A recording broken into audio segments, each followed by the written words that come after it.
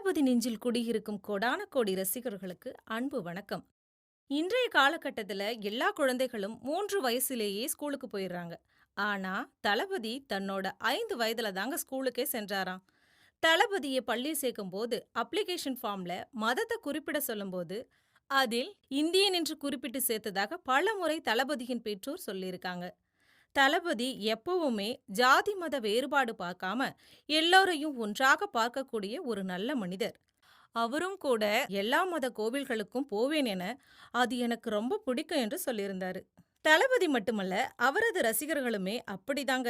அவங்க கூட ஜாதி மதம் பேதம் பார்க்காம கஷ்டப்படுற மக்கள் எங்கெல்லாம் இருக்கிறாங்களோ அங்கெல்லாம் சென்று அந்த மக்களுக்கு உதவிகளை செய்து வருகின்றனர். மனதில் யாரையும் பிரிச்சு பார்க்காம எல்லோரும் ஒன்று, எல்லோரும் நண்பா நண்பின்னு நினைக்கிற நல்ல மனம் படைத்தவர் தளபதி. தளபதி என்ற உடனே நம் எல்லோருக்கும் வர தோற்றம், அவர் ரொம்ப அமைதியா இருப்பாரு, அதிகம் பேச மாட்டார், இதெல்லாம் தானே. ஆனா உண்மையில சிறுவயது தளபதி இதுக்கெல்லாம் நேரெதிராதாங்க இருந்திருக்காரு.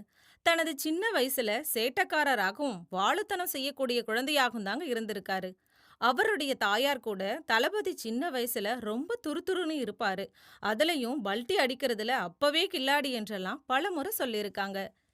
இன்னைக்கு சினிமாவுல ஆக்ஷன் காட்சிகளில் எல்லாம் கலக்கிற நம்ம தளபதி சின்ன வயசுலேயே இப்படி பல்டி அடிப்பாருன்னு கேக்குறப்ப சிறு வயது தளபதி கண்ணுக்குள்ள அழகாக வந்து போகிறார். சேட்டை மட்டும் இல்லைங்க, இதனால காயங்கள் கூட அவருக்கு ஏற்பட்டு இருக்கு. ஒருமுறை தளபதியின் அம்மா திருவாரூரில் ஒரு கச்சேரிக்கு பாட போகும்போது தளபதியும் கூட்டிட்டு போயிருக்காங்க. அப்போ தங்கியிருந்த மாடி வீட்டுல இருந்து கச்சேரிக்கு கிளம்பும் நேரம் மாடிப்படியில் முதலில் இறங்குவதற்காக துள்ளி குதிச்சு தவறுதலா கீழே விழுந்துட்டாராம். இதனை பார்த்து அலறிய அம்மா ஷோபா காயம் பட்ட தளபதியை உடனடியாக மருத்துவமனைக்கு அழைச்சிட்டு போய் வைத்தியம் பார்த்திருக்காங்க.